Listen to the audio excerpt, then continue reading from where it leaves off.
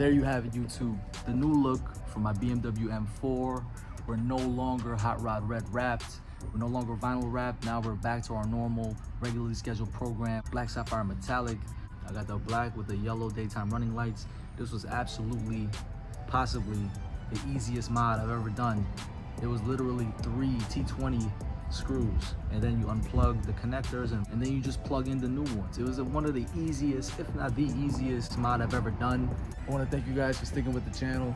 We're gonna have new videos coming soon. Make sure you like and subscribe. I'll see you guys in the next one.